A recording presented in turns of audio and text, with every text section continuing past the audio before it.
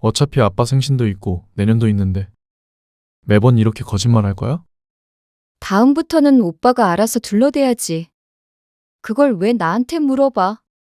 어떻게 둘러대라는 거야? 그럼 내가 시부모님 생일까지 챙겨야 한다는 거야? 은정이 너한테 생일상 차리라고 한 것도 아니잖아. 이렇게 만나다 보면 결국 그런 것도 원하시게 되겠지.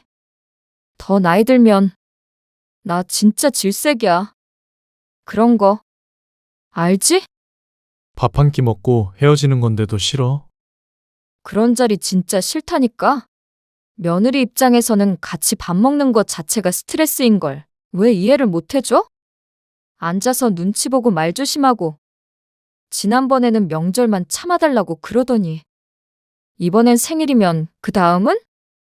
어버이날도 가고 여름휴가에도 가고 그러게? 나 며느리라는 이유로 그런 것까지 할 생각 없어. 나는 딱 명절까지만이야. 알지? 오늘 이야기 속 주인공은 59세 박경희 씨입니다. 그리고 그녀의 아들과 며느리에 관한 이야기이죠.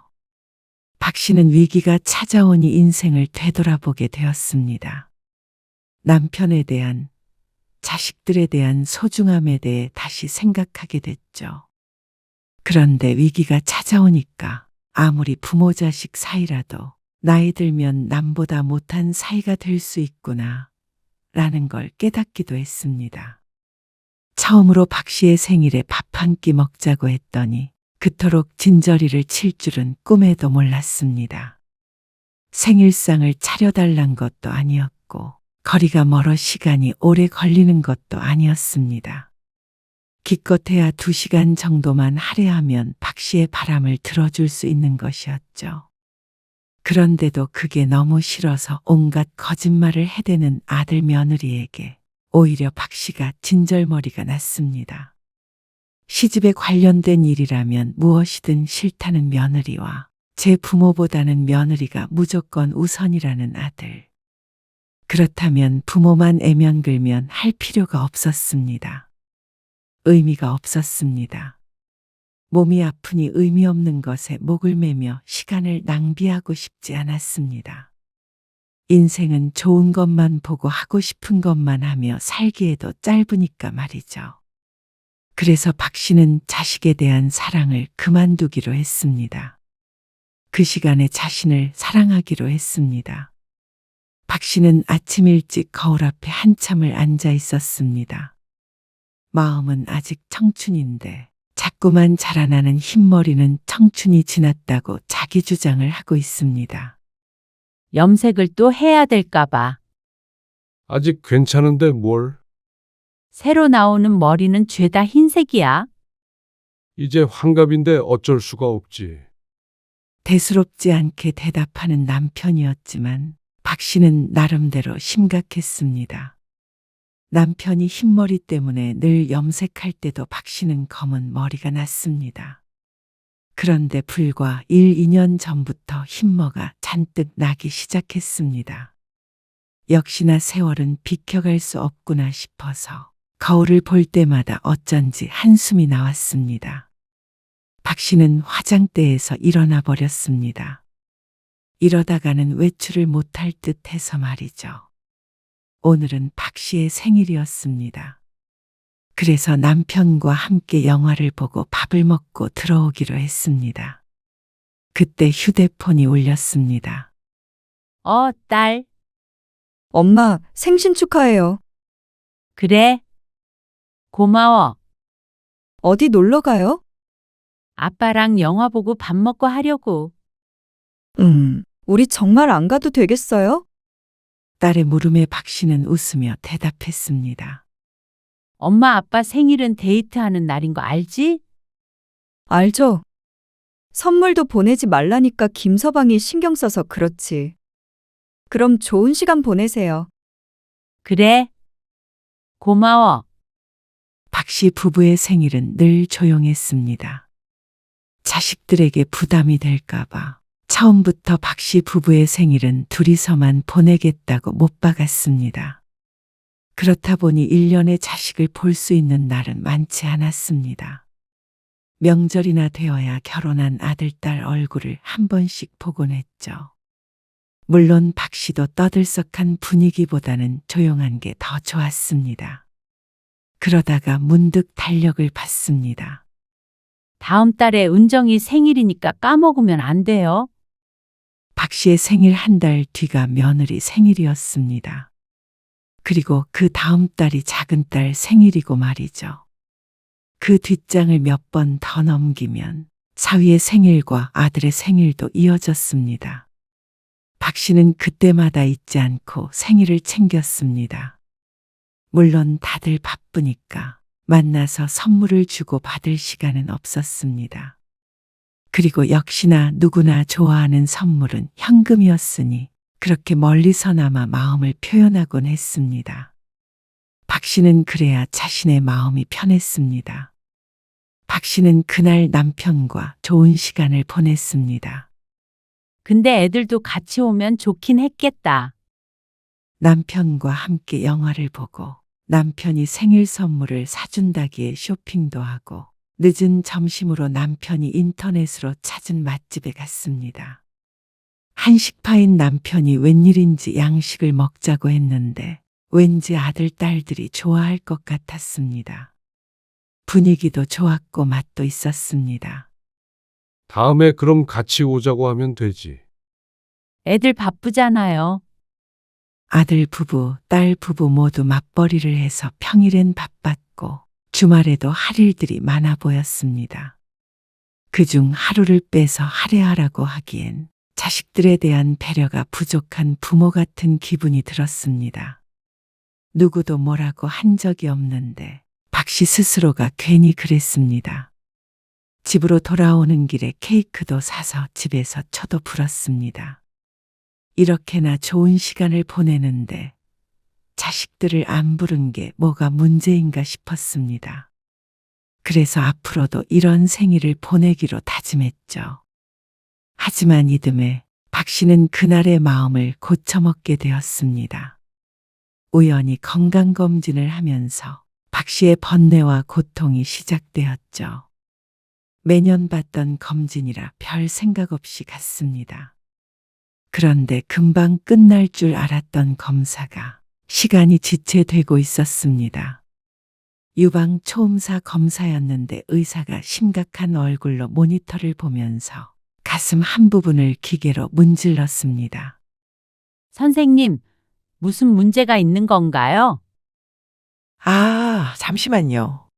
여기 조금 이상해서요. 이상하다니요? 의사가 모니터를 손가락으로 가리키면서 큰 혹 같은 게 보인다고 했습니다.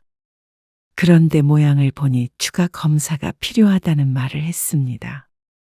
작은 혹이야 많이 있던 것이었는데 이런 말을 들은 것은 처음이었습니다. 큰 병에 걸린 건가요? 떨리는 목소리로 묻자 의사는 고개를 저었습니다. 확실한 건 지금 알 수 없었고 검사를 해야 한다고 했습니다. 그리고 큰 병이 아닌 경우도 아주 많으니 걱정 말라는 식으로 안심을 시켰습니다.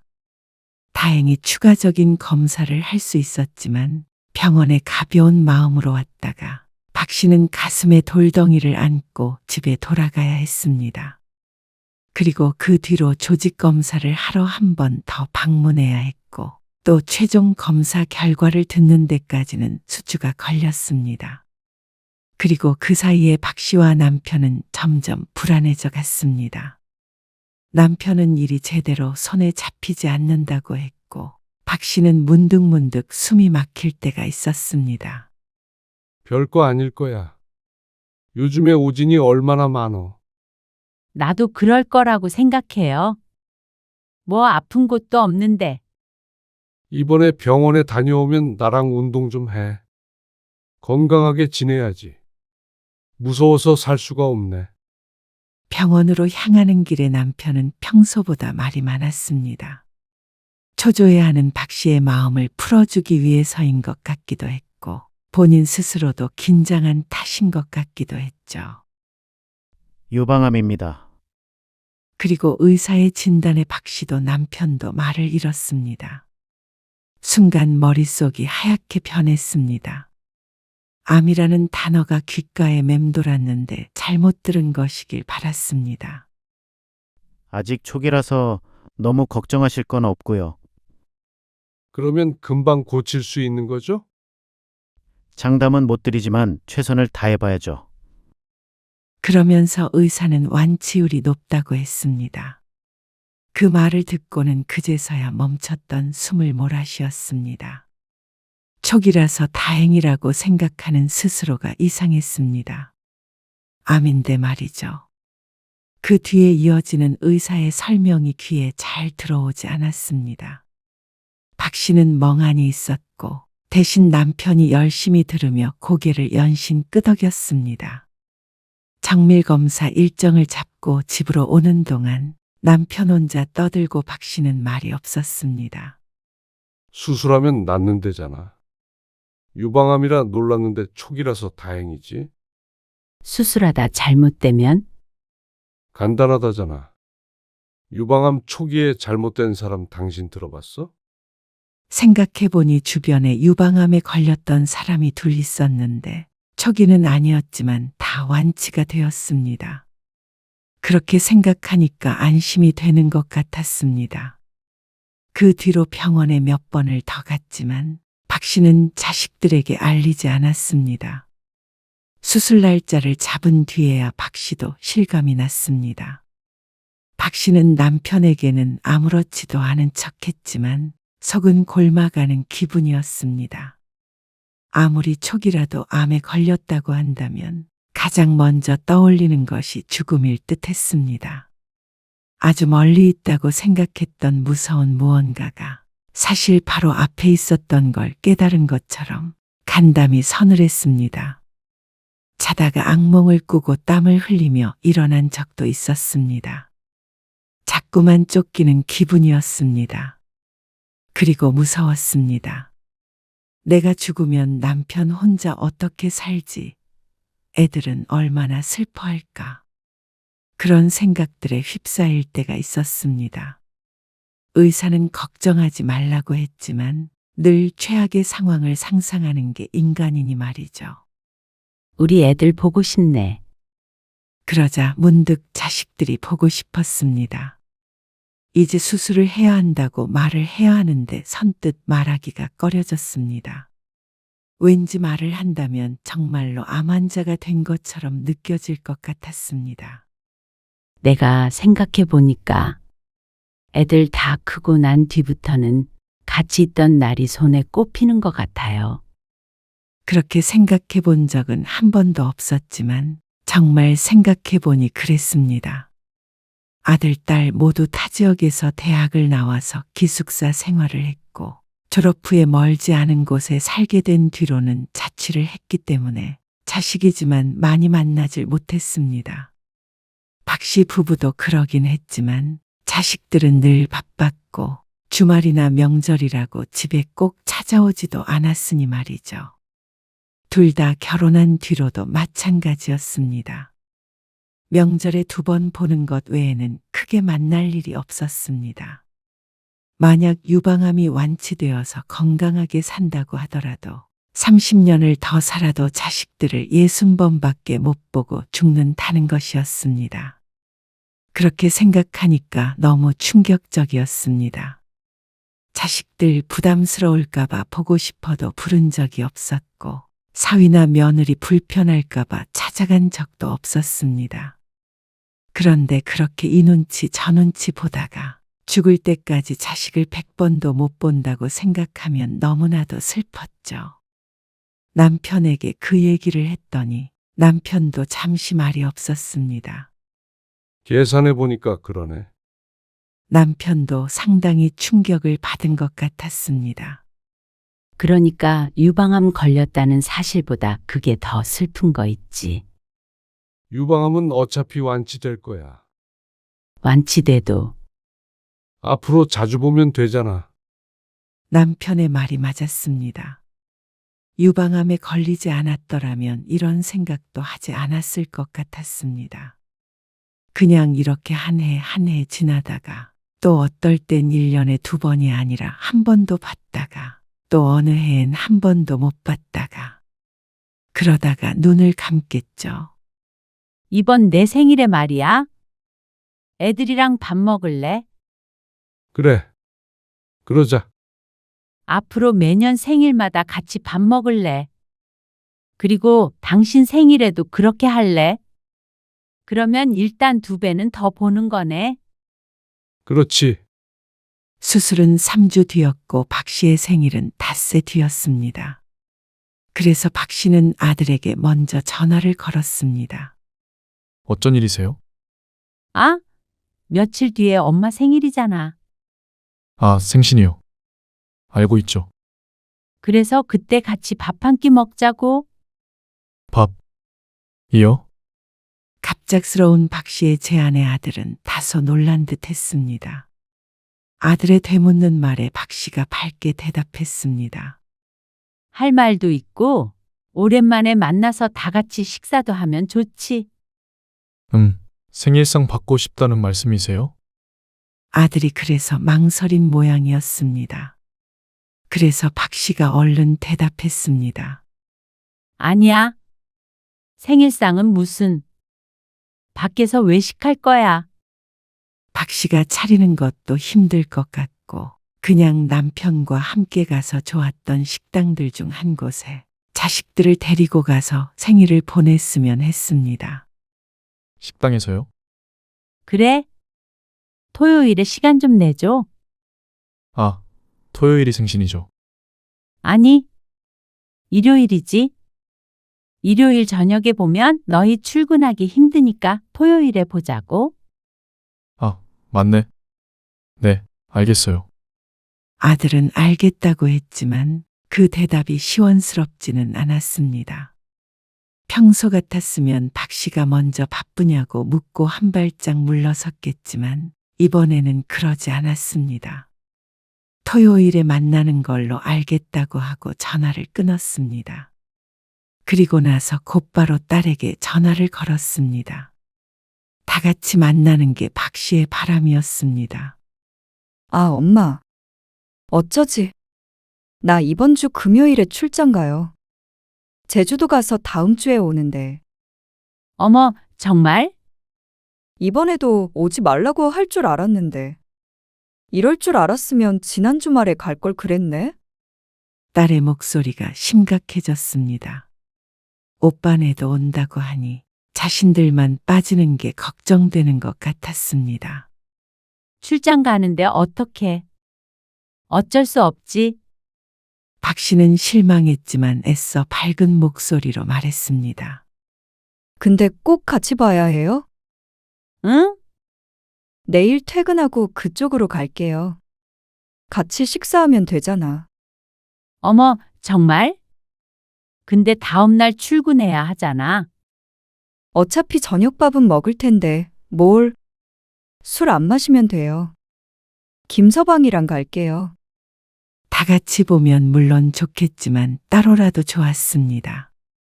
주말이 안 되면 며칠 미리 따로 만나는 것도 좋았습니다.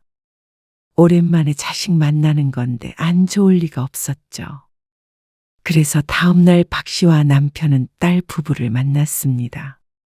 지난번에 남편과 갔었던 식당이었는데 딸도 사위도 만족스러워했습니다. 혹시나 해서 하는 소린데 밥은 내가 살 거야. 생일인 사람이 사는 게 맞는 건가? 엄마가 초대한 거니까. 그러자 사위가 자신이 내겠다고 했습니다. 하지만 박 씨는 앞으로 자식들이 박 씨 부부의 생일에 초대받을 때마다 부담스러운 기분은 느끼지 않았으면 했습니다. 그러면 선물 드릴게요. 딸이 가져온 종이 가방을 건넸습니다. 아무것도 가져오지 말라니까. 정말 밥 한 끼만 먹고 싶었을 뿐이었습니다. 밥도 엄마가 사고 선물도 안 받으면 그게 무슨 생일이에요. 맞아요. 장모님, 그동안 저희 생일 때마다 선물로 용돈 보내주셨잖아요. 딸과 사위의 말에 박 씨는 눈시울이 붉어지는 것 같았습니다. 이렇게 만나길 참 잘했다는 생각이 들었습니다. 예지야. 사실 엄마가 말이야. 박 씨는 식사를 어느 정도 마친 뒤에 딸에게 운을 띄웠습니다. 차마 입이 떨어지지 않았지만 자식들 모르게 수술을 할 수도 없는 노릇이었습니다. 엄마가 유방암이래. 딸은 놀란 듯 눈을 크게 떴고 박 씨가 황급히 말을 이었습니다. 근데 초기야. 수술하면 낫는데. 의사 선생님도 걱정 안 돼도 된다더라. 그래도 처음 듣는 얘기에 딸은 아무런 대답도 못했습니다. 그래서 곧 수술할 거거든. 알고 있으라고. 침울해진 분위기를 애써 밝게 띄웠습니다. 딸이 그런 표정을 지으니 박 씨는 오히려 자신감이 생겼습니다. 늘 남편이 자신을 안심시켰는데 박 씨가 웃으며 딸을 안심시켰죠. 정말 괜찮은 거죠? 괜찮다니까 그러네. 박 씨는 딸과 헤어지면서 집에 돌아가면서도 무척 들뜬 상태였습니다. 처음 검사를 받은 날부터 한 번도 이런 적이 없었는데 딸을 만나니까 무작정 다 잘 될 것만 같은 기분이 들었습니다. 나 수술 받고 나서는 당신 말대로 같이 운동 좀 해요. 식습관도 좀 바꿔야겠어? 그래. 그러자. 아, 주말에 식당 예약했어요? 토요일에? 했지. 아들과의 약속을 이틀 앞둔 날 밤이었죠. 박 씨는 기분 좋은 표정으로 잠에 들었습니다. 그런데 다음 날 저녁이었습니다. 아들에게서 전화가 왔습니다. 약속을 하루 앞둔 밤이었죠. 엄마, 죄송한데 내일 못 만날 것 같아서요. 어머, 왜? 갑작스러운 말에 박 씨는 놀라 되물었습니다. 그러자 아들이 무척 난처하다는 듯이 대답했습니다. 저는 회사에 일이 터져서 내일 출근해야 하고요. 은정이는 장모님이 갑자기 편찮으셔서 주말에 가서 뵈야 할 것 같아요. 뭐? 안 사두니? 네, 박 씨는 어안이 벙벙했습니다. 하루 전에 갑자기 이게 무슨 소식인지 몰랐습니다. 토요일에 출근해서 저녁 약속까지 지키지 못할 정도면 큰일이 나도 아주 큰일 같았고 무엇보다 문제는 안사돈이었습니다. 어디가 편찮으신데 그래? 심각한 거야? 박 씨의 목소리가 한껏 낮아졌습니다. 어쩐지 남의 일 같지가 않았습니다. 그냥 갑자기 일이 생긴 것뿐이라면 일요일 점심에 만나자고 하려고 했는데 그런 문제가 아니었습니다. 아직 잘 모르겠어요. 아마 많이 편찮으신 거 아닐까요? 어쩌면 좋니? 그래서 내일 못 갈 것 같아요. 엄마 생신인데 어떡하죠? 지금 생일이 문제니? 어쩔 수 없지. 다음에 보던가? 내년도 있으니까. 네, 죄송해요. 전화를 끊고서도 심란했습니다. 예약했던 식당을 취소하는 건 별일 아니었습니다. 미리 연락하면 되니까 식당에 피해도 없을 테고 말이죠. 남편에게 말했더니 남편도 놀란 눈치였습니다.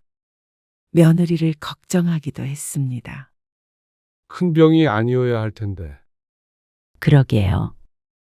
결국 박 씨는 아들 부부는 만나지 못했습니다. 식당은 취소를 했고 토요일은 아무 일 없이 넘어갔습니다. 일요일이 생일이었는데 정신이 없는 건지 아들 내외에게선 전화가 없었습니다. 아마 아들도 처가에 간 게 아닐까 싶었습니다. 한번 전화해 봐야 하지 않을까. 일요일 오후 박 씨는 휴대폰을 들었습니다. 안사돈이 쓰러졌다는 말이 마음에 걸려서 안부라도 물어보려고 말이죠. 아들에게 전화를 하니 받질 않았습니다. 그래서 며느리에게 전화를 했죠. 네, 어머님. 은정아, 어머니 쓰러지셨다면서? 아, 네. 괜찮으시니? 네, 병원에 계신데 내일 퇴원하세요. 이제 괜찮으세요. 그냥 빈혈이래요. 아이고, 박 씨가 안도의 한숨을 쉬었습니다. 그럼 너희는 병원이야? 아, 병원이에요. 그래서 민성이가 전화를 안 받았구나. 정신 없겠네. 이만 끊을게 그럼. 어머니께 안부 꼭 전해드리고. 네. 박 씨는 통화 종료 버튼을 누르려다가 순간 든 생각에 며느리를 부르려고 입을 열었습니다. 다시 약속을 잡아야 박 씨의 수술 일정을 이야기해 주니 말이죠. 그런데 며느리도 전화를 끊지 않았는지 목소리가 들렸습니다. 그런데 그게 박 씨를 향해 하는 말이 아니라 박 씨의 아들에게 건네는 말 같았습니다. 오빠 왜 어머님 전화 안 받아? 어머님이 나한테 전화하셨잖아. 갑자기 들리는 며느리의 신경질적인 목소리에 박 씨는 어리둥절한 표정이 되었습니다. 전화 온 줄 몰랐어. 뭘 하시는데? 병원이냐고. 혹시라도 나중에 어머님한테 전화 오면 병원이라고 해. 우리 엄마 내일 퇴원한다고 그러고. 알았어. 박 씨의 표정은 더 의문으로 가득 찼습니다.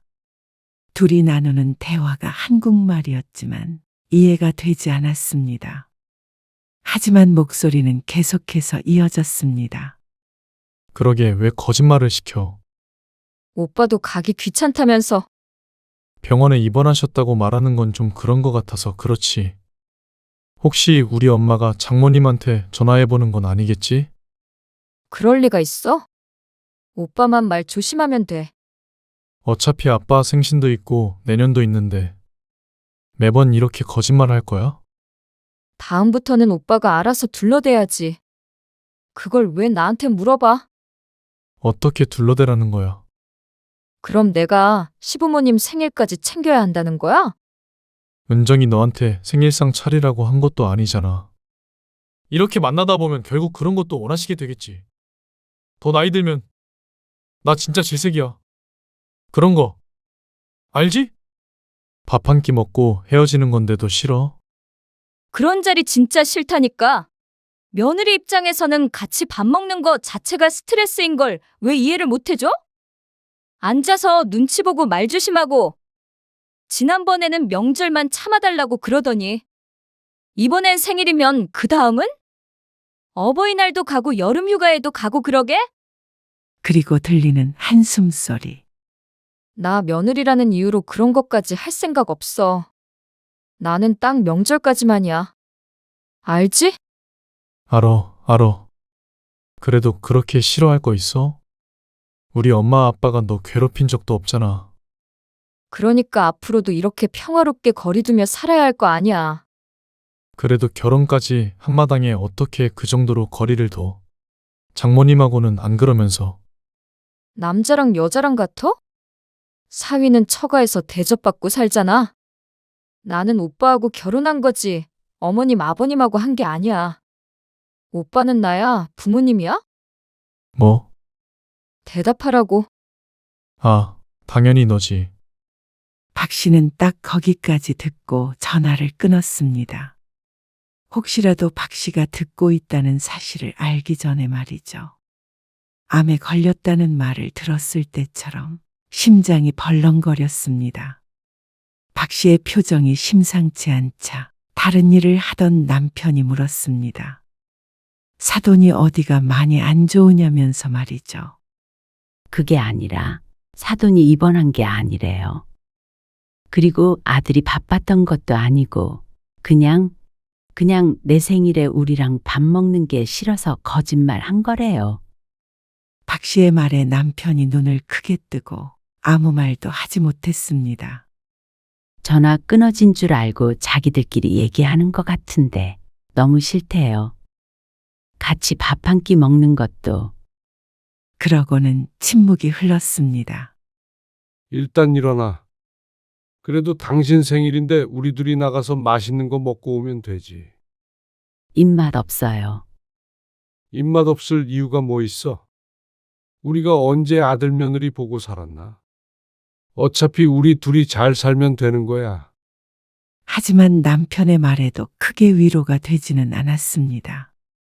유방암에 걸린 것도 박 씨를 우울하게 하는데 아들 며느리의 대화는 더 큰 충격을 안겨주었습니다. 이런 상황에서 아무리 맛있는 음식이라도 제대로 넘어갈까 싶었죠. 하지만 남편은 그런 박 씨를 추슬러서 외출을 했습니다. 박 씨는 남편의 노력에 애써 웃었죠. 그런데 그날 밤 아들에게서 전화가 왔습니다. 박 씨는 고민하다가 전화를 받았습니다. 아, 엄마. 아까 전화하셨어요? 제가 정신이 없어서 못 받았네요. 아, 정신이 왜 없었어? 말씀드렸잖아요. 장모님 입원하셨다고. 그래서 지금도 병원이에요. 그러니 네, 생신 잘 보내셨죠, 아빠랑? 목소리에 기운이 없어 보이네요. 그래? 사도는 괜찮으시지? 아, 네. 너무 걱정 안 하셔도 돼요. 혹시나 전화하진 마시고요. 피곤해 하시니까. 아들의 말에 박 씨는 웃음이 날 것 같았습니다. 그제서야 충격에서 벗어나서 괘씸함이 느껴졌습니다. 같이 식사하려고 했는데 아쉽네요. 죄송해요. 그러면 다음 주에 볼래? 네? 다음 주에 밥 먹자고. 같이. 그러자 아들이 당황하며 숨을 들이키는 게 느껴졌습니다. 왜? 은정이가 안 좋아하려나? 아니요. 그런 게 아니고요. 네, 알겠어요. 은정이한테 물어볼게요. 그래? 다음 주에 안 되면 그 다음 주도 있으니까. 네, 아들이 작은 목소리로 대답을 하고 전화를 끊었습니다. 남편이 박 씨를 의아한 표정으로 바라보았습니다. 왜 장단을 맞춰주고 있냐는 듯한 얼굴이었습니다. 몰라? 나도 마음대로 할래요. 나도 자식들 눈치 보고 며느리 눈치 보고 그런 거 그만할래. 그동안 거리를 두려고 했던 것도 다 자식들 불편할까봐 알아서 몸을 사린 것이었습니다. 어느 부모가 자식 연락이나 방문을 반기지 않을까요? 그런데 돌아온 것은 진절이 나게 싫다는 말이었습니다. 부모가 노력해도 싫고 안 해도 싫다면 차라리 박 씨도 내가 하고픈 대로 하자 싶었습니다. 그러자 남편은 더는 묻지 않고 고개를 끄덕였습니다. 어디 하고 싶은 대로 하라는 듯이 말이죠. 그래서 박 씨는 다음날 아들에게 다시 전화를 걸었습니다. 출근했을 것 같아서 점심시간에 맞춰서 말이죠. 이번 주 금요일 저녁에 보자. 금요일에요? 그래. 회사 때문에 힘들 것 같은데. 어차피 다음 날이 주말이잖아. 늦어도 되니까 그때 봐. 은정이한테 물어봐야 하는데. 아직도 안 물어보고 뭐 했어? 내가 전화해 볼게.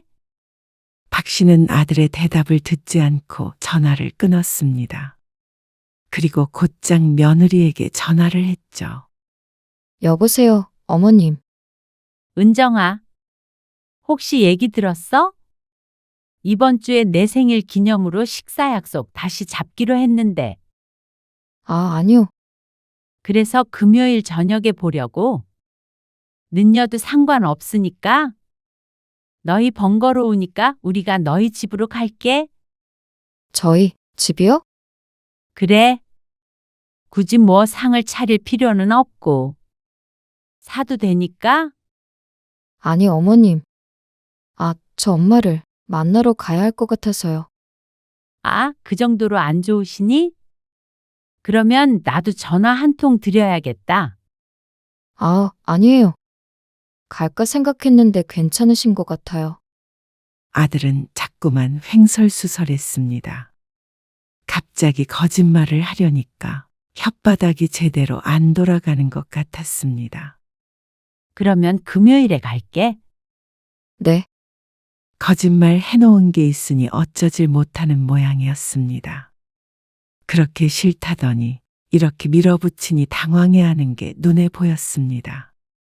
결국 그동안 시어머니 얼굴을 1년이 2번만 보고 산 것도 박 씨가 며느리에게 집착을 하지 않았기 때문인데 그걸 모르는 것 같았습니다.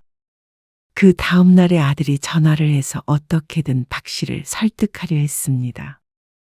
차라리 자기가 박 씨의 집으로 오겠다고 했습니다. 또 몰랐습니다. 그러고선 당일에 취소하거나 며느리만 올지도요. 아니, 그럴 작정이 맞는 듯 했습니다. 박 씨는 그런 아들을 모른 채 했습니다. 무조건 금요일 날 가겠다고 하니 두 손 두 발 다 들었습니다. 그렇게 박 씨는 아들 집에서 늦은 생일 파티를 했습니다. 그래도 가니까 케이크도 있고 밥상도 차려져 있었습니다. 앞으로는 매년 이렇게 하려고. 은정이 네 생일에도 그렇고 아버지 생신에도 여기로 올게. 너희 집으로. 그러자 아들과 며느리 얼굴이 흑빛이 되었습니다. 그리고 내가 생각해 보니까 말이야. 앞으로는 여름 휴가도 우리끼리 다 같이 갔으면 해. 여름 휴가요? 그래. 얼마나 좋아? 나 아는 친구도 여름마다 다 같이 놀러 간대. 제주도도 가고 해외여행도 가면 좋겠다. 갑자기 왜? 그냥 그러고 싶어졌네. 당황스러워하는 아들 내외를 모르는 척 밥을 맛있게 먹었습니다. 쌤통이다 싶기도 하고 가슴 한구석은 휑하니 바람이 부는 것 같았습니다. 집으로 돌아오는 길에는 얹혔는지 자꾸만 배를 만지게 되었습니다. 그러자 남편이 병원에 가자고 난리였죠. 그러게 당신도 불편하면서 왜 그랬어? 밥은 좀 마음 편히 먹지? 곧 수술도 할 사람이 말이야. 그냥 애들 당황한 얼굴 보고 싶었나 보지. 그래서 맘 편해? 아니요. 왠지 더 외롭네. 하지만 며칠 뒤에 박 씨는 한 번 더 아들에게 전화를 걸었습니다. 다음 달에 은정이 생일이잖아. 그때 차라리 같이 여행을 가는 게 어떨까 해서. 얼마 안 남았으니까 같이 계획 좀 짜보자. 엄마, 갑자기 여행을 어떻게 가요? 왜? 주말에 1박 2일로 가면 되지. 아니면 월요일에 회사 하루 쉬고 가면 2박 3일도 갈 수 있고. 그러자 아들이 한숨을 쉬었습니다. 저희 생일엔 저희끼리 보낼게요. 왜? 이번에 다 같이 만나니까 너무 좋더라. 엄마는 앞으로도 너희 자주 보면서 살고 싶어. 앞으로 얼마나 살지도 모르는 거잖아. 얼마나 살긴요. 오래오래 사시겠죠. 그렇지 않을 수도 있잖아. 그러니까 이번 주에 집으로 좀 와. 은정이도 같이. 박 씨는 막무가내였습니다. 그러자 또다시 아들은 한숨을 쉬었죠. 그리고 주말에 며느리는 도살장에 끌려 나오는 소처럼 아들과 함께 박 씨의 집에 왔습니다. 은정아. 들었지? 은정이 네 생일에 여행 가자. 아, 들었는데. 회사 때문에 부담스러워서. 그러면 그날은 같이 파티만 하고 여름 휴가 때 같이 가는 건 괜찮지? 그러자 며느리가 아들의 옆구리를 사정없이 찔러댔습니다. 아, 엄마. 너무 갑작스러워서요. 생일도 따로 보내겠다고 그러시더니 왜? 부모가 자식하고 여행 가고 싶고 밥 먹고 싶고 그렇다는데 별다른 이유가 있겠어? 그래도 자식 입장에서는 조금 부담스러워서. 왜? 그래봤자 특별한 날에만 몇 번 보는 거잖아. 한 달에 한 번도 안 되는데. 저희도 저희 삶이 있잖아요. 왜? 싫으니? 싫은 게 아니고요. 밥 한 끼 먹는 것도 진짜 싫잖아. 안 그래? 아니에요.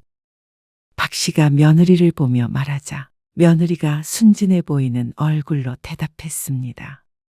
며느리 입장에서는 같이 밥 먹는 것 자체가 스트레스 아니니?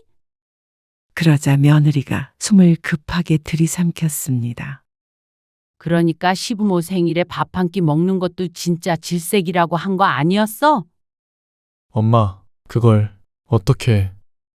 어떻게가 중요한 게 아니고 그래서 여행도 싫고 다 싫다는 거지? 박 씨의 말에 아들 내외는 말이 없었습니다. 그래서 나도 나 하고 싶은 대로 해보려고 부른 거야. 그러자 아들의 인상이 찌푸려졌습니다. 지금 일부러 이러고 계신 거라고요? 그래? 근데 이제 안 하려고. 나도 이제 너희 눈치 보고 거짓말 듣고 나야말로 지긋지긋하다. 이렇게라도 복수를 하고 싶었는데 박 씨는 아들의 이번 방문으로 모든 걸 그만두고 싶어졌습니다. 이제라도 눈치 보지 않고 하고 싶은 대로 하려고 했지만 이게 진짜 박 씨가 원하는 것인가 생각하자 고개가 가로저어졌습니다. 수술에 잘못되진 않겠지만 꼭 유방암이 아니라 어떤 병이든 걸릴 수 있고 내가 언제 죽을지는 알 수가 없는 일인데 자식들과 신경전하고 서운해하고 싸우고 이러면서 인생을 낭비하고 싶지 않았습니다. 살면서 자식 얼굴 100번 못 보면, 아니 50번, 30번도 못 보면 또 어떤가 싶었습니다. 부모를 애틋하게 생각하지도 않는 자식 한 번 더 보겠다고 이런 비참한 기분을 느낄 필요가 없다는 생각이 들었습니다. 나를 싫어하는 사람에게 나의 소중한 시간을 할애하고 싶지 않아졌습니다. 그건 며느리도 아들도 마찬가지였죠. 엄마, 유방암 걸렸다. 그리고 다음 달에 수술해. 그러자 아들 며느리는 찬물이라도 맞은 것 같은 표정을 했습니다. 그리고 아들에게서 격한 반응이 터져나왔습니다. 유방암이라니요. 아니, 왜 그건 이제야? 왜? 유방암이라고 말하면 밥 한 끼 먹어주는 적선이라도 해주려고 했니? 엄마, 촉이라서 잘못되는 일 거의 없을 거야. 그런데 암이라고 하니까 너랑 예지 얼굴이 제일 먼저 떠오르더라. 죽기 전에 내 자식들 얼굴 얼마나 보고 죽을 수 있을까? 그렇게 생각하니까 생일만이라도 특별한 날만이라도 밥 한 끼 함께 먹고 시간을 좀 더 보내고 싶었어. 그런데 그게 내 욕심이란 걸 알았다. 그러니까 더는 바라지 않을게. 이만 가서 너희는 너희끼리 잘 살아. 엄마, 어서 가래도? 안 가면 여기 있는 게 좋다고 생각하고 여행 계획 짜. 아들네를 쫓아내려고 한 말의 며느리가 엉덩이를 들썩거렸습니다. 그러자 아들이 그런 며느리를 돌아보며 화를 냈습니다. 너는 지금 이 상황에 집에 가려고 해. 화살이 자기를 향해 쏟아지자 며느리도 화가 났는지 아들을 향해 언성을 높였습니다. 내가 뭘? 전부 내 탓인 것처럼 말하지 마. 그러는 오빠가 효자는 아니잖아. 뭐, 그만해라. 두 사람이 말다툼을 시작하려 하자 남편이 말렸습니다. 둘 다 똑같아. 똑같으니까 만나서 잘 살고 있겠지. 엄마 수술은 너희가 신경 쓸 거 없고 앞으로 찾아오지나 말아라. 어떻게 안 찾아와요? 다른 것도 아니고 암인데요? 큰 병 걸렸다고 그러니까 이제서 걱정은 되니? 당연하죠. 그러면 이제 생일마다 밥 같이 먹을래? 여행도 가고? 그러자 아들이 잠시 생각하더니 고개를 끄덕였습니다. 유방암 정도는 걸려야 자식이랑 밥도 먹고 여행도 갈 수 있구나. 그게 아니라 그런 뜻이 아니에요. 너희 생일 때 이 30만 원씩 보내줬던 거? 앞으로 너희 줄 돈으로 이제 내 생일마다 나 스스로한테 선물 하나씩 하려고. 박 씨는 더는 돌려받지 못하는 사랑을 하지 않겠다고 결심했습니다. 저희가 잘못했어요. 죄송해요. 엄마 안 죽어. 그런데 앞으로는 너희도 안 만나. 엄마, 뭘 그렇게 슬퍼해? 전처럼 사는 것뿐인데. 그러자 남편이 아들 며느리를 집에서 쫓아내버렸습니다. 자식은 딸만 있다고 여길 생각이었습니다. 하지만 그런다고 전에 생각했던 것처럼 딸을 더 자주 만나거나 그런 건 하지 않기로 다짐했습니다. 남편과 둘이서가 가장 행복했던 것 같았습니다. 그렇다면 남은 인생을 어떻게 살아가야 할지 결정해야 한다면 내가 가장 행복한 일을 하자 싶었죠. 박 씨는 수술 일정을 아들에게는 알리지 않았습니다. 딸은 수술할 때 사위와 함께 왔습니다. 다행히 수술은 잘 끝났고 그리고 항암은 하지 않았습니다. 걱정하던 일은 벌어지지 않았고 박 씨의 마음은 평화로웠습니다. 이번 계기로 무엇을 소중하게 여겨야 하는지, 자신이 행복해지는 길이 뭔지 생각해 보게 되었습니다. 그 안에 이제는 아들 부부는 들어있지 않겠지만 그 일로 섞으리지 않기로 했습니다. 좋은 것만 듣고 하고 싶은 것만 하고 살아가도 짧은 인생이었으니 말이죠. 그래도 언제나 내 편인 남편이 있어서 다행이었습니다. 박 씨는 몸이 어느 정도 회복된 후에 남편과 함께 가벼운 조깅을 시작했습니다. 오래오래 서로의 곁을 지키려면 건강해야 한다며 남편이 더 적극적이었죠. 그래서 박 씨는 허전함을 느끼지 못했습니다. 오히려 마음을 비우니 전보다 행복했습니다. 그럴 리는 없겠지만 이제는 아플 일이 없을 것만 같았죠. 그 정도로 박 씨의 마음은 평온했습니다.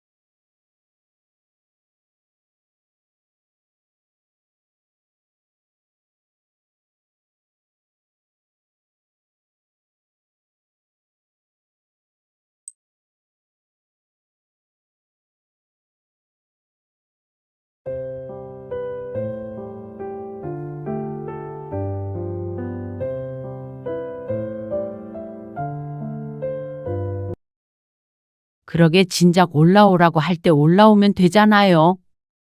왜 자꾸만 자식들 신경 쓰이게 하는 거예요? 좀 자식 말 들으면 안 돼요? 내가 언제까지 거기 내려가 볼 수는 없잖아요. 아니, 누가 내려오라더냐. 내려오라고 안 한다고 어떻게 한 번도 안 내려가 봐요? 엄마 안 온다고 하는 건 우리 걱정되는 게 아니라 순전히 엄마 생각만 하는 거예요. 알아요? 아무리 가끔이라도 그 먼 거리 오가는 자식들 생각은 해야 할 거 아니에요. 우리가 도대체 몇 살까지 찾아가요? 어쩔 땐 나도 성환이처럼 미국에 살고 싶네. 내가 아프거나 무슨 일이 있어서 너희 도움을 받아야 된다면 차라리 이 집을 팔고 요양원에 들어갈 생각이다. 엄마? 그것도 이기적이라고 할 수도 있겠는데 그래야 내가 마음 편히 눈 감겠어. 오늘 이야기 속 주인공은 90세 김영애 씨입니다. 그리고 그녀의 자식들에 관한 이야기이죠. 김 씨는 자식이 셋이었습니다. 그리고 전부 김 씨와는 아주 먼 곳에 살고 있었죠. 혼자 시골에서 살고 있는 노모에게 자식들은 자꾸만 도시로 올라오라고 했습니다.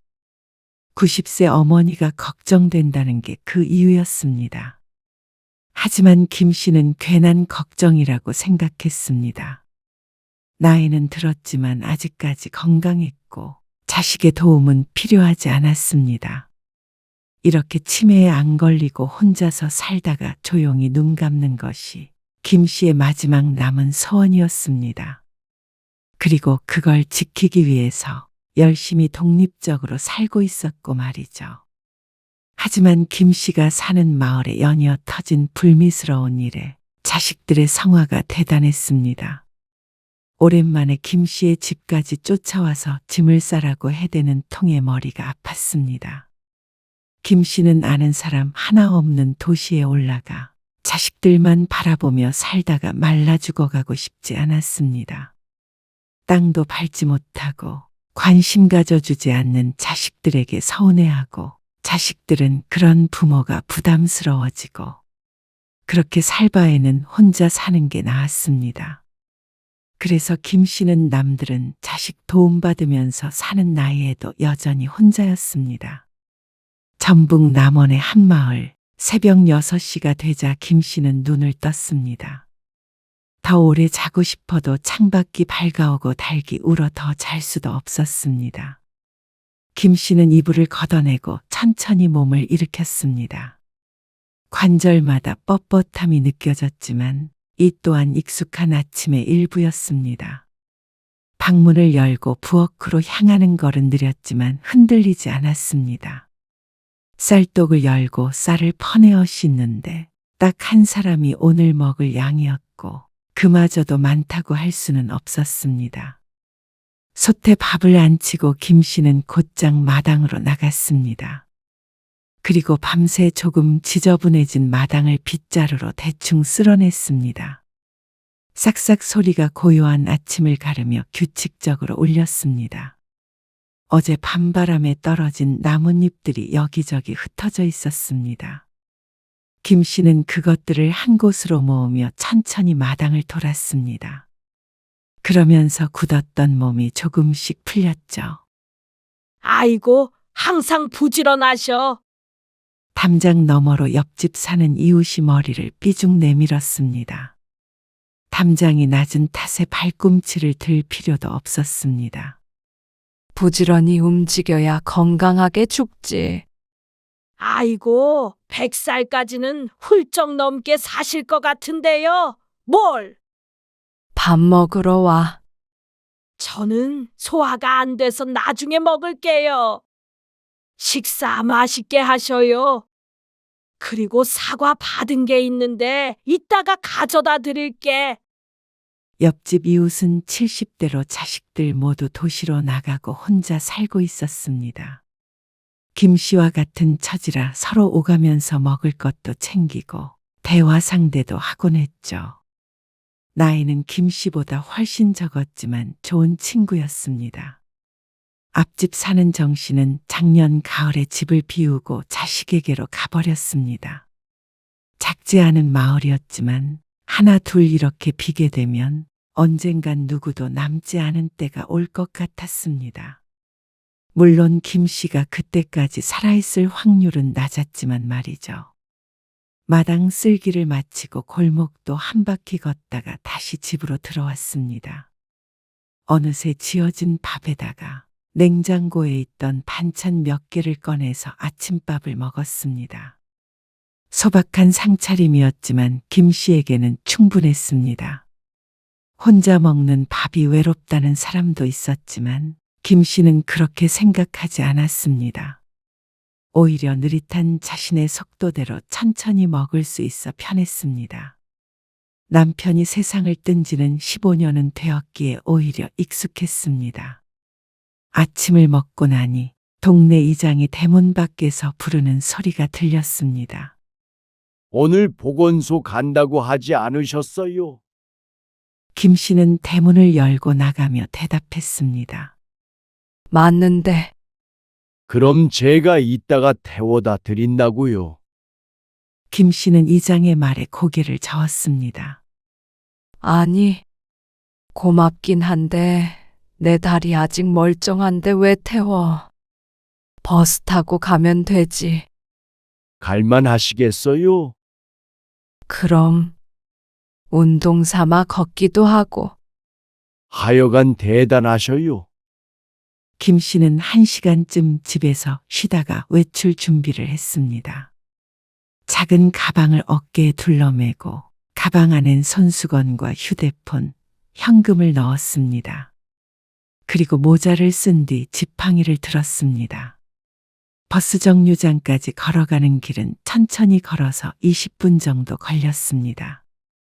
구부정한 허리로 천천히 걸어가는 김 씨를 보고 마을 사람들이 인사를 건넸습니다. 그렇게 버스도 타고 읍내에 가서 보건소에서 간단한 검진을 받았습니다. 돌아오는 길에는 마트에 들러서 반찬거리도 조금 샀죠. 그렇게 집으로 돌아오자 점심시간쯤이 되었습니다. 오전 내내 돌아다닌 탓에 다리가 아파서 소파에 앉아 허벅지를 두드리며 텔레비전을 보았습니다. 보청기를 하진 않지만 소리가 잘 안 들리는 탓에 TV 소리는 무척 컸습니다. 그래도 주택이라 옆집에 들릴 리는 없었습니다. 그때 김 씨의 전화벨이 울렸습니다. 김 씨의 큰아들이었습니다. 어머니, 별일 없으시죠? 김 씨가 곧 구순이니 큰아들도 환갑이 넘은 지 오래였고 칠순을 바라보고 있었습니다. 별일 있을 게 뭐가 있겠어. 오늘 뭐 하셨는데요? 아침에 보건소 갔다가 마트도 갔다 왔지. 혼자서 가셨어요? 보건소를? 그럼 혼자 가지, 둘이 가? 미리 말씀을 하시지. 말하면 내려오기라도 하게? 아서라. 김 씨의 큰아들과 딸은 서울에 살고 있었고 막내 아들은 손주들과 함께 미국에 있었습니다. 서울에서 김 씨의 집까지 차 타고 4시간이 조금 안 걸렸는데 보건소 좀 간다고 내려올 만한 거리가 아니었습니다. 그러니까 좀 올라오시라니까 그러네요. 건강검진도 더 큰 병원에서 받고요. 여기 계셨으면 제가 모셔다 드렸죠. 아이고 됐다니까 그러네. 잘 살고 있는데 뭘 자꾸 오라고 해. 이제 애들도 다 시집 장가 보내서 어머니 모시고 살만해요. 나는 싫다니까. 집 떠날 생각 없어. 거기에 뭐 금광이라도 숨겨두셨어요. 싹 다 팔고 올라오셔요. 나 사는 동안에는 팔 생각 없어. 나 죽거들랑 너희 나눠 가져라.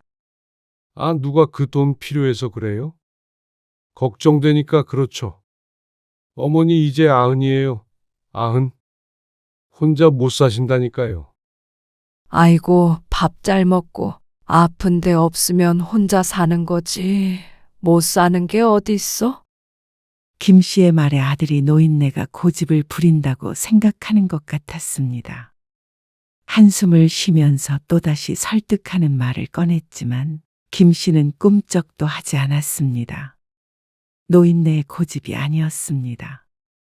정말로 김 씨는 불편한 것이 없었습니다. 누군가의 도움이 필요하다면 멀리 있는 자식이 아니라 가까이 사는 동네 사람들이 있었습니다. 마을에서도 가장 고령이라 다들 신경 써주기 때문에 굳이 아들네 집으로 들어갈 일도 없었습니다. 물론 혼자 있다가 쓰러지거나 한다면 문제겠지만 그건 아들네 집에 있다고 하더라도 마찬가지일 것이었습니다. 너희 건강이나 챙겨. 준영이 엄마 허리도 안 좋고 무릎도 안 좋고 뭐라고 하더만. 그러자 아들도 할 말이 없는 듯 잠시 침묵했습니다. 며느리도 이제 할머니 소리를 듣고 있는데 누가 누굴 챙긴다는 말인지 몰랐습니다.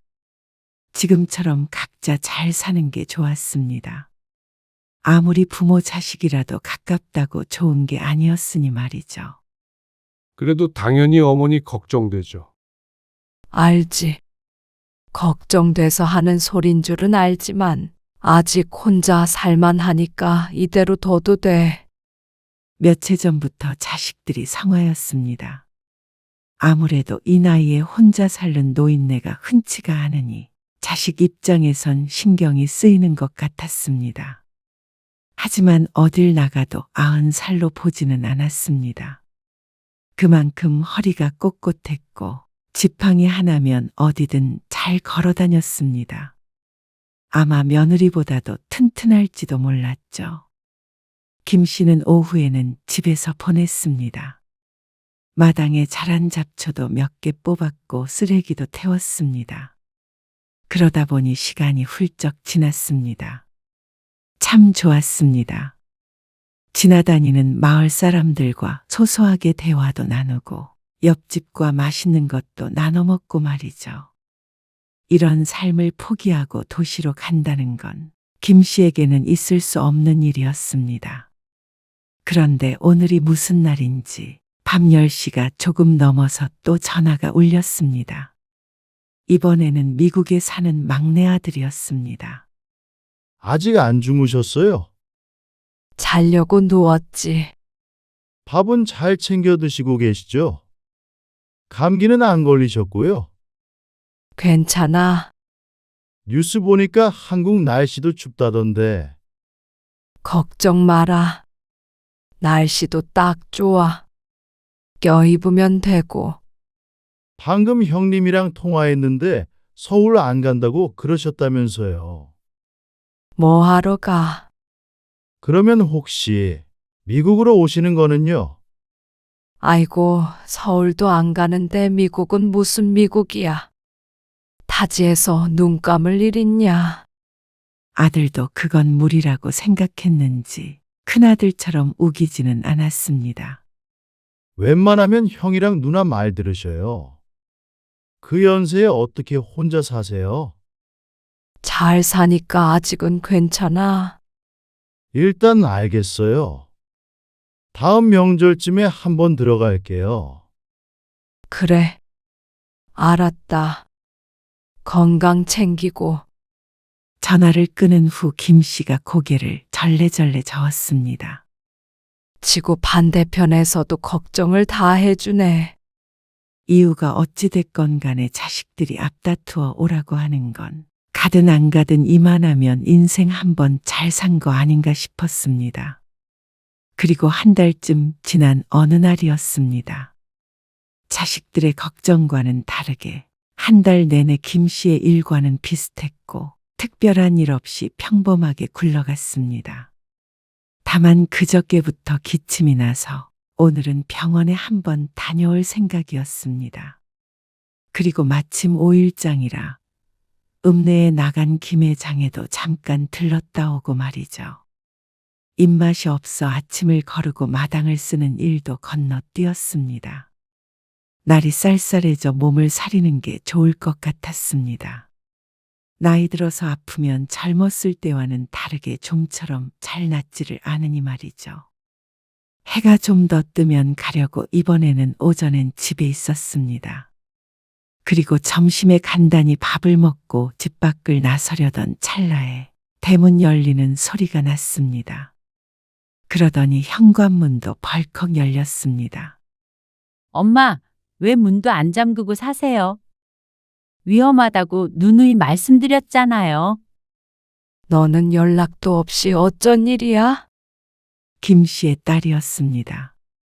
말도 없이 갑자기 찾아온 딸 때문에 무척 놀란 상태였습니다. 혹시나 오전에 나갔더라면 엇갈렸을 수도 있었을 것 같았습니다. 최서방 지훈이랑 친할아버지랑 같이 일본 갔잖아요. 그래? 겸사겸사 엄마 잘 지내는지도 보려고 왔죠. 지난 명절에도 못 와서 걱정돼가지고 내일 올라갈 거예요. 그래라. 어디 나가려고 채비를 하셨어요? 딸이 짐가방을 내려놓으며 물었습니다. 병원. 감기 때문에. 그러자 딸이 눈을 크게 떴습니다. 아프면 말씀을 하셔야지. 자식들은 병원에 갈 때마다 왜 말을 안 했느냐고 묻지만 김 씨는 그걸 왜 자식에게 꼬박꼬박 보고를 해야 하는지 몰랐습니다.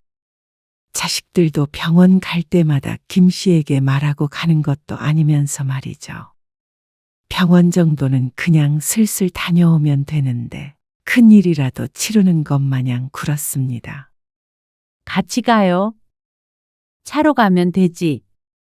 딸이 김 씨를 따라 나섰습니다. 혼자 후딱 다녀올게. 차로 가야 후딱 다녀오지. 그나저나 문 좀 잠그시라니까. 위험해요. 다 아는 동네에서 뭐가 위험하다고. 그래도 그게 아니라며 차 타고 병원에 가는 동안에도 딸은 한참 잔소리를 했습니다. 부축해드려요. 병원 앞에 도착해서 딸이 김 씨의 팔을 붙잡으며 말했습니다. 지팡이 있는데 뭘 부축을 해. 김 씨는 딸의 손을 떼어내며 말하곤 혼자서 앞으로 걸어갔습니다. 딸이 잔소리를 하면서 자꾸만 말을 꺼는데 어쩐지 길을 뺏기는 기분이었습니다. 내년에도 내후년에도 이렇게 혼자 병원 다니고 그러시게요. 나중엔 이렇게 혼자 걷는 것도 힘들 텐데. 그래서 병원도 다니지 마. 그게 아니라 이제 슬슬 서울 올라올 때도 됐다 이거죠. 성철이도 집 팔고 올라오라고 그러더니 왜 자꾸 그러는 거야? 그러자 딸이 인상을 쓰며 대꾸했습니다. 오빠는 집 팔고 땅 팔고 남은 콩고물에 관심이 있는 거고요. 우리 아파트에도 빈집 있는데 여기 팔고 오시면 가까운데 살면서 지내면 좋죠. 아유 진짜. 엄마 혼자 여기 있는 거 생각하면 내가 맨날 한숨이 나요. 동네 사람들도 우리를 뭐라고 생각하겠어요. 뭐라고 생각 안 해. 내버려 두라니까 그러네. 아이고, 잔소리 할 거면 얼른 돌아가. 혹시라도 오빠가 집 팔아주겠다고 하면 나한테 전화해요. 혹시 큰아들이라고 이상한 생각하지 마시고요. 형제끼리 반목하지 말어라. 반목이 아니고요. 나중에 자식한테 다 잃고 낳는 부모 되지 말라고요. 큰딸은 머무는 내내 비슷한 잔소리를 했습니다. 냉장고 문도 열어보고 이것저것 참견했습니다. 역시나 서울에 가면 늘 이럴 텐데 귀찮아서라도 안 가는 게 좋을 것 같았습니다. 다음 날 딸이 돌아가면서도 문단속을 하라며 신신단속을 했습니다. 걱정해서 하는 잔소리들이길래 고맙기는 했지만 역시나 김 씨는 지금의 삶이 좋았습니다. 그로부터 시일이 조금 지난 후 바람이 거세게 불던 새벽 2시였습니다. 그날따라 일찍 잠들어서 김 씨는 깊은 잠에 빠져 있었습니다. 그러다가 갑작스러운 소음에 눈을 떴습니다. 처음에는 무슨 소리인지 분간이 되지 않았습니다. 귀가 안 좋아 잘못 들었나 싶어서 다시 눈을 감았는데 이번에는 펑하는 폭발음과 함께 창문 너머로 붉은 빛이 번쩍였습니다. 옆집이 있는 방향이 환하게 밝아지는 듯했습니다. 너울거리는 주황빛을 보니 심상치 않음을 느꼈습니다. 김 씨는 황급히 몸을 일으켰습니다. 갑자기 일어나는 바람에 무릎이 아파 다리를 절뚝거렸지만 김 씨는 멈추지 않았습니다. 현관문을 열고 나간 김 씨는 순간 주저앉을 뻔했습니다. 바로 옆집에서 불길이 솟구쳐 오르고 있었습니다. 김 씨는 얼른 옆집으로 가보았지만 바람이 세서 쉽게 다가갈 수가 없었습니다. 밖에서 이웃의 이름을 불러보았는데 대답은 없었습니다. 그래서 김 씨가 마을 사람들의 대문을 두드렸습니다. 김 씨의 목소리 때문인지 아니면 폭발 소리 때문인지 근처에 있던 집들의 불이 하나둘 켜지기 시작했고 이내 사람들이 뛰쳐나왔습니다. 불이야! 김 씨가 옆집에 전화를 걸어보았지만 받지 않았습니다. 이 시간에 분명히 안에 있을 텐데 말이죠. 불을 끄려고 물을 뿌려대는 사람들 틈 사이에 김 씨도 있었습니다. 바로 옆집이고 그쪽 담장 부근에 수도가 있어서 물을 뿌려댔습니다. 뜨거운 열기가 얼굴을 때렸습니다. 그러다가 동네 사람들이 옆집까지 불길이 번지면 위험하다고 김 씨를 대문 밖으로 피신시켰습니다. 다행히 금방 도착한 소방관이 이웃집 여자를 업고 나왔는데 화상을 입은 것 같지는 않아 보였습니다. 바람 때문에 김 씨의 집 측면에도 문제가 생겼습니다. 하필이면 보일러도 있어서 벽면과 함께 조금 더 보수가 필요했습니다. 거뭇해진 옆집을 볼 때마다 이상한 기분이 들었는데 이틀 뒤 끝내 옆집 여자가 병원에서 죽었다는 소식을 듣게 되었습니다. 연기를 너무 많이 마셨다고 동네 사람들이 종일 그 얘기뿐이었습니다. 김 씨는 누구보다도 충격을 받았습니다.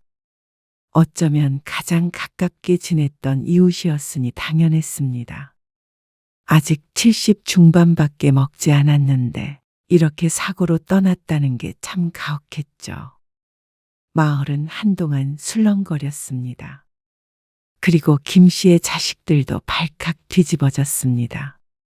어머니는 괜찮으세요? 옆집 아주머니 돌아가셨다면서요? 아니, 왜 그런 걸 말을 안 해요? 어떻게 알았냐? 대명이한테서 연락 왔었어요. 어렸을 적부터 같은 동네 살던 아들의 소꿉친구였습니다.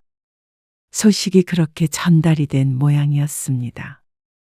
자식도 없이 혼자 그렇게 지내니까 허망하게 돌아가신 거잖아요.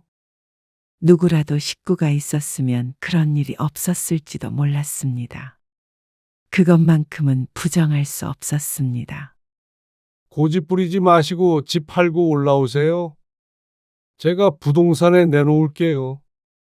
그리고 딸도 마찬가지였습니다. 얼른 오시라니까요. 그렇게 고집 부릴 일이 아니에요. 둘 다 김 씨가 고집을 부린다고 말했습니다. 하지만 걱정하는 마음은 알겠지만 옆집이 죽은 게 가족과 떨어져 살았기 때문은 아니라고 생각했습니다. 김 씨는 그렇게 도시로 올라가서 사는 삶이 더 죽음과 가깝다고 여겼습니다. 그리고 자식들 간에도 합의점을 제대로 찾지 못한 것 같았습니다. 오빠 말 듣지 말고 집은 내가 내놓고 팔게요. 그리고 우리 아파트에 전세로 오든 어쩌든 하면 되니까. 성철이는 자기가 팔겠다고 그러고 너는 네가 팔겠다고 그러고 내 집 가지고 뭐 하는 거야? 나는 엄마 걱정돼서 그러는 거고요. 오빠는 엄마 집 한 돈 가지려는 거지. 같이 살면 그 돈 어디다 쓰겠어요? 자기가 장남이라고 뭐라고 하면서 알아서 하겠다는데. 엄마 그러다가 며느리한테 쫓겨나고 말년에 서름당해요. 그러니까 자식들한테 쫓겨나서 그렇게 사느니 여기서 살면 되잖아. 엄마, 나 못 믿는 건 아니죠? 믿고 안 믿고가 아니라 앞으로 1년을 살든 2년을 살든 나 살고 싶은 데서 살다가 갈란다.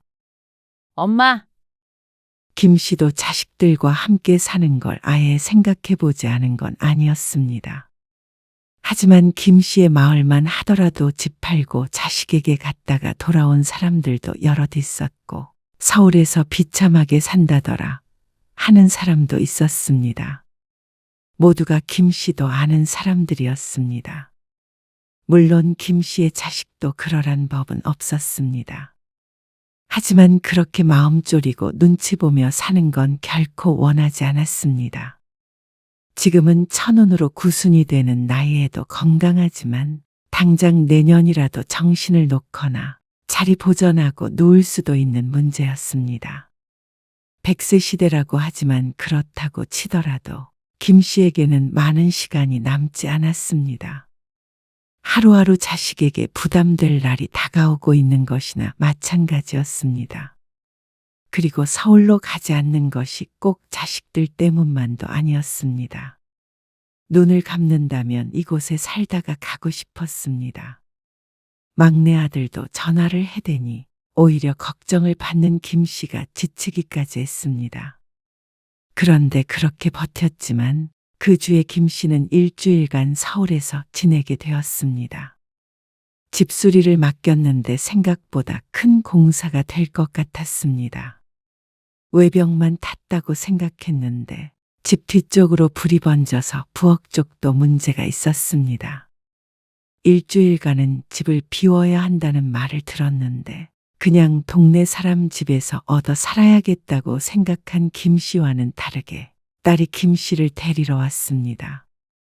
딱 일주일만 있다가 다시 내려올 거야. 아이고, 그렇게 하세요. 나중에 엄마가 다시 내려오기 싫다고 그럴걸요. 가면 얼마나 편하고 좋은데? 김 씨는 딸의 차에 올라탔습니다.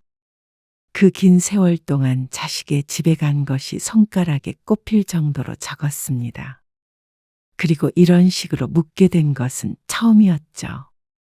사위는 반갑게 김 씨를 맞았지만 김 씨의 마음은 현관문을 열고 들어선 순간부터 불편해지기 시작했습니다.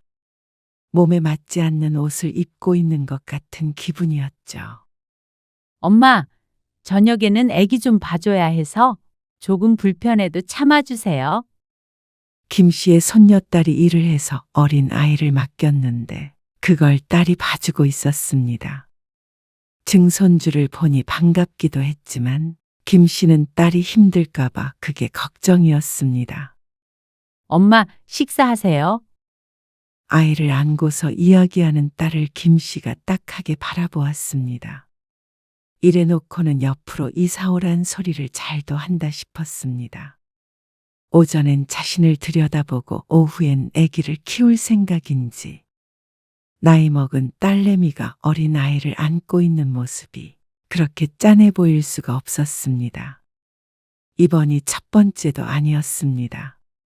김 씨의 손주가 둘이었는데 큰 손주의 자식도 딸이 키워주었습니다. 내 딸이 이렇게 애들만 키우다 늙는구나 생각하면 마음이 좋지 않았습니다. 그런데 여기에서 어느 부모가 내 몸까지 자식에게 의탁할 수 있을까요? 김 씨는 그건 죽어도 싫었습니다. 도시가 아무리 좋아도 그럴 생각이 없었습니다. 어머니, 왜 거기로 가셨어요? 저희 집에서 지내시라니까요. 딸의 집에 있는지 이틀째 되던 날 아들에게서 연락이 왔습니다. 자신의 집으로 가지 않은 것이 퍽 서운한 모양이었습니다. 그래서 김 씨는 딸에게 말했습니다. 성철이네 집으로 가련다. 오빠 집으로요? 왜요? 뭐가 불편해요? 심심해서 그래? 심심하긴 뭘 심심해. 정신이 하나도 없어서 그렇지. 아, 애기 때문에? 아들도 보고 싶고. 김 씨의 말에 딸은 마지못해 그러라고 했습니다. 그러면서 신신당부를 했습니다. 오빠가 뭐라고 꼬시던 간에 넘어가면 안 돼요. 그리고 오후에 딸이 또 아이를 보느라 정신이 없을 때 아들이 데리러 왔습니다. 그래도 어머니는 자식 복은 있으셔. 이렇게 너도 나도 데려가겠다고 하니까. 아들이 운전하며 말했습니다. 그러냐? 송환이도 미국에서 걱정이 이만저만이 아니에요. 이제 아흔인 어머니가 혼자 그 먼 데서 지내는데 신경 안 쓸 자식이 어디 있겠어요. 안다, 알어. 김 씨는 한숨을 쉬었습니다. 그러지 말고 들어와서 지내시라니까요. 셋이 살면 되잖아요. 김 씨는 대답하지 않았습니다. 아들 혼자 살더라도 같이 살고 싶지 않은데 며느리까지 있는 집에 무슨 염치로 들어올 수 있을까요? 어머님, 오셨어요? 며느리는 허리에 손을 짚은 채로 김 씨를 맞았습니다. 그걸 보고는 김 씨는 남몰래 한숨을 쉬었습니다. 며칠만 묵다 가마. 금방 갈 거야. 더 계셔도 돼요. 아들 며느리는 여전히 일을 하고 있었습니다. 둘이 함께 식당을 운영했기에 낮에는 김 씨 혼자 집에 남았습니다. 점심 챙겨드리러 잠깐 들를게요. 아니야. 됐어. 밥만 해놓으면 퍼서 먹을게. 그래도요. 됐다니까 그러네. 혼자 있는 게 편해. 김 씨가 그렇게까지 말하는데 며느리도 더는 우기지 않았습니다. 다만 마음은 편하지 않은지 표정이 어두웠습니다. 김 씨는 다음 날 곧장 혼자가 됐습니다. 정말로 혼자가 나았습니다. 아무리 자식 집이라고 하더라도 눈치가 안 보일 수 없었습니다. 뭐가 어디 있는지 모르는데 그렇다고 며느리한테 물으면 며느리가 하나하나 챙기려고 하니까 그냥 불편해도 입 다물고 있자 싶을 때도 많았습니다. 아들만이 매번 김 씨에게 같이 살자고 했습니다. 장남이라 책임감이 있는 것인지 뭔지 김 씨는 달갑지 않았습니다. 낮에는 할 일이 하나도 없었습니다. 텔레비전을 보는 것도 한두 시간이지 눈이 뻑뻑했죠. 일어나서 산책이라도 해보려고 했더니 문을 열고 나가면 다시 집으로 돌아올 수 없을 것 같았습니다. 그래서 베란다로 나가서 밖을 구경했습니다. 차가 지나다니는 소리, 경적 소리, 아이들 목소리. 김 씨가 살던 동네와는 전부 다른 소리만 들려왔습니다. 평일에 대낮인데도 불구하고 사람들도 많이 지나다녔습니다. 시골에는 사람이 점점 없어지는데 다들 이렇게 서울에만 몰려 있는 모양이었죠. 아파트 단지라서 잡초를 뽑아야 하는 것도 아니고 올 때 보니까 입구에는 아주 큰 마트도 있었습니다. 아들, 딸 말대로 참 편리해 보이기는 했습니다. 하지만 김 씨가 할 수 있는 일은 없었습니다. 아침마다 쓸 마당도 없었고 마당에 난 잡초를 뽑을 일도 없었습니다. 그리고 과일을 가져다 주는 사람은커녕 나가서 산책을 한다고 김 씨를 아른 채 해줄 사람도 물론 한 명도 없겠죠. 그러다 보니 혼자가 되어 편한 것과는 별개로 문득 외롭다는 생각이 들었습니다. 참 모순적이었습니다. 피부치들이 있는 곳에 오니까 오히려 외로워진다는 것이 말이죠. 이미 오랜 세월을 각자 살았기에 자식이 있는 곳이 내가 있을 곳처럼 느껴지지가 않았습니다. 며칠 있는 것뿐이지만 향수병 비슷한 게 느껴지는 것 같았습니다.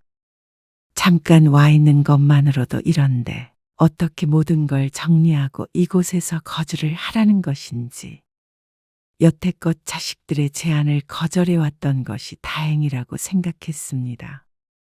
오늘 손님이 하도 많아가지고요. 좀 늦었어요. 저녁 식사하셨어요? 먹었어. 맛있는 거 해드리려고 했는데. 맛있게 먹었어. 너희나 먹어. 김 씨는 피곤하다고 말하고 먼저 작은 방으로 들어왔습니다. 계속 나가 있으면 왠지 며느리가 불편할 것 같았습니다. 퇴근해서 집에 왔는데 시어머니 수발을 들어야 한다면 그것만큼 힘든 일이 없을 듯 했죠. 부엌에서는 식기 부딪히는 소리가 들렸습니다. 늦은 저녁을 먹으려는 것 같았습니다. 내일부터는 식당에서 먹고 퇴근해도 된다고 일러줄 참이었습니다. 아무래도 오늘은 김 씨가 신경이 쓰여서 안 먹고 온 듯 했으니 말이죠. 그리고 다음 날에는 아들이 산책 좀 하라면서 밖으로 나가고 들어오는 방법을 알려주었습니다. 그런다고 나갈 생각이 들지는 않았습니다. 혹시나 못 찾아온다면 그것만큼 난감한 일이 없을 것 같았습니다. 그렇게 그날도 김 씨는 베란다에서 바깥 구경을 하며 시간을 보냈습니다.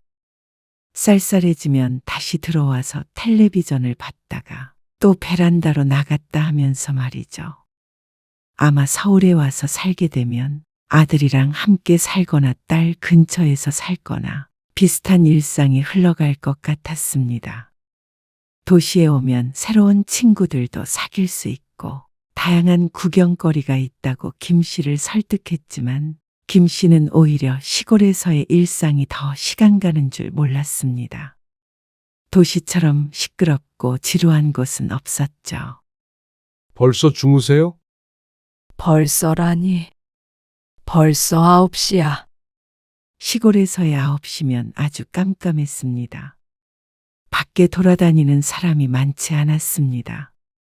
자연스럽게 TV를 보다가 잠드는 시간이었습니다. 김 씨는 누워서 눈을 감고 있었습니다. 새소리 대신에 경적 소리가 들리는 것 같은 기분이 들었습니다.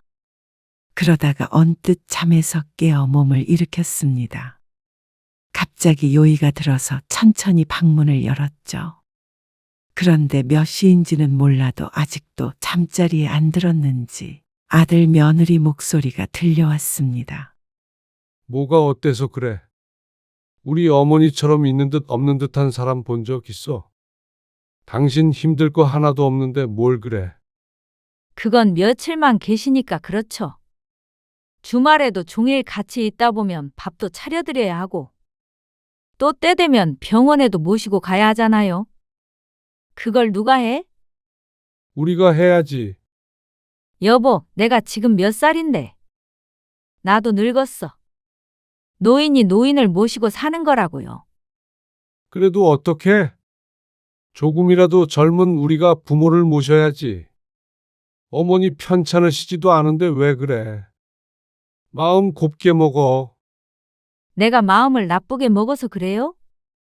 지금 당장 나도 허리 아파 죽겠는데. 누가 당신한테 병수발 들라고 했어?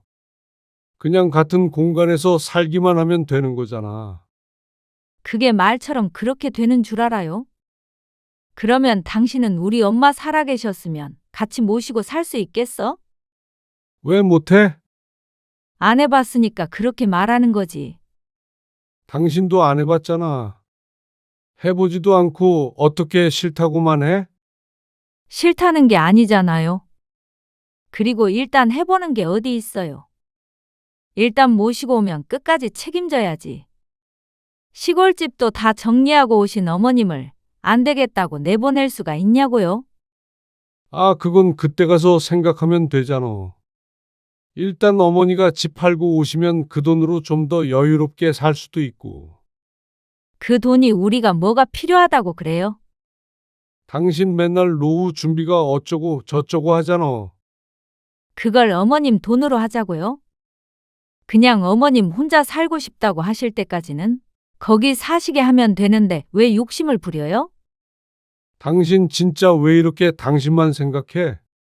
아들 며느리는 그러고도 한참 동안 말을 주고받았습니다. 혹시나 김 씨가 들을 거란 생각은 하지 못하는 듯 큰 목소리였습니다. 아무리 귀가 안 좋은 김 씨라도 충분히 알아들 만할 정도로 말이죠. 그런데 김 씨는 누구의 말에도 서운하지 않았습니다. 아들이 그런 욕심이 있다는 건 은연중에도 알고 있었습니다.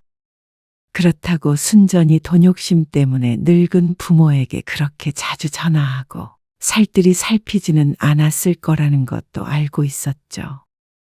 만약에 부모를 모시고 산다면 응당 그 자식은 그만한 대가가 있어야 된다는 생각도 했습니다. 하지만 같이 살 생각이 없는 김 씨에게 해당되는 말은 아니었습니다. 그리고 며느리의 말이 김 씨의 의견과 더 가까웠습니다. 노인이 노인을 모시고 사는 모양새가 참 웃기면서도 착잡한 것이었습니다. 자식이 셋이었지만 막내 아들이 환갑이었습니다. 그러니까 엄마, 어머니 하면서 김 씨를 걱정해주는 자식들 또한 노인이나 마찬가지였습니다. 내 한몸 가능한 한 끝까지 나 스스로 챙기는 것이 자식을 위해서, 그리고 김 씨 자신을 위해서도 맞는 일이라고 생각했습니다. 김 씨는 공사가 마무리되는 날까지 조용히 지냈습니다. 그리고 마지막 날에는 아들이 집에 데려다 주었습니다. 차 안에서도 아들은 노인네가 어떻게 혼자서 그런 시골에 사느냐, 위험하다. 그리고 걱정된다며 설득하려고 했습니다. 성철아, 마음은 고맙다. 근데 일주일 동안 살아보니까 서울이라는 게 영 살 데가 못 되더라. 살 데가 못 된다니요. 다들 서울에 살려고 난리인데요. 그리고 나중에 나 죽으면 집이랑 땅 싹 팔아서 셋이 사이좋게 나눠 가져. 알았지? 어머니, 저 돈 때문에 그런 거 아니에요. 알어. 네가 장남이니까 하는 소리지. 아들은 그때부터 말이 없었습니다. 복잡해 보이는 표정을 지었습니다. 그리고 집으로 돌아온 김 씨는 그제서야 숨을 쉬는 것 같은 기분이 들었습니다. 아이고, 이제 좀 살겠네. 아침에 마당에서 찬 공기 마시고 동네 한 바퀴 천천히 돌면서 산책도 하고 그러니까 사는 게 사는 것 같았습니다. 그래도 서울에 다녀왔다고 옆집 이웃이 죽고 난 뒤에 느껴지던 공허함도 많이 사라졌습니다. 일상의 소중함을 알게 되어 그런 것도 같았습니다. 그리고 얼마 뒤에 마을이 다시 한번 발칵 뒤집혔습니다. 아니, 글쎄, 누가 자꾸 담을 넘어다닌다고 그러더라고요. 담을? 네. 뭘 훔쳐간 건지 뭔지 모르겠는데, 마당을 누가 뒤지고 갔나 봐요. 한세 집에서 그런 소리가 들리는 거 보니까 도둑이 든 거 같기도 하고. 뭐 훔쳐갈 게 있다고. 아이고, 그래도 혹시 모르니까 대문 잘 잠그고요. 현관문도 꼭 걸쇠도 걸어놓고 하셔요. 세상의 동네에 서로 모르는 사람이 없는데 웬 도둑인가 싶었습니다. 고향이 지실지도 모른다고 생각했습니다. 그런데 그날 저녁 자다가 대문 쪽에서 쿵 소리가 들리는 것 같아서 잠에서 깨어났습니다. 거기 누구요? 그러자 발자국 소리가 난 듯도 했고 말이죠. 물론 대문이 덜컹거리는 소리일 가능성이 컸습니다. 그래도 낮에 그런 얘기를 들었던 터라 조금 불안하기는 했습니다. 다음 날 골목을 지나가던 이장을 마주쳐서 그 이야기를 꺼냈더니 화들짝 놀랐습니다. 아무래도 진짜 강도가 있나 싶다면서 말이죠. 이야기 좋아하는 마을 사람들이 또 그 말을 옮겼는지 다들 문단속을 한다고 난리였습니다. 그리고 그 일이 있은 후로 한동안 잠잠했습니다. 별일 없죠, 엄마? 어느 날 딸에게 전화가 와서 이런저런 안부를 물으며 얘기했습니다. 아참, 문 잘 잠그고 다니고요? 안 그래도 이장이 문단속 잘하라고 해서 대문도 잠그고 해. 왜 갑자기요? 도둑 뜬다고 말이야. 그 말에 딸이 깜짝 놀라며 캐물었습니다. 그래서 마을에서 있었던 일을 말했더니 노발대발했죠. 그러게 진작 올라오라고 할 때 올라오면 되잖아요. 왜 자꾸만 자식들 신경 쓰이게 하는 거예요? 도둑인지 아닌지도 몰라. 그리고 문 잠그고 산다니까 그러네. 도둑이 문연집만 털어요? 아이고, 엄마. 내가 도둑이어도 엄마 집에 제일 먼저 가겠네. 그러니까 좀 자식 말 들으면 안 돼요? 내가 언제까지 거기 내려가 볼 수는 없잖아요. 아니, 누가 내려오라더냐. 그런데 딸은 화가 단단히 난 것 같았습니다. 내려오라고 안 한다고 어떻게 한 번도 안 내려가 봐요?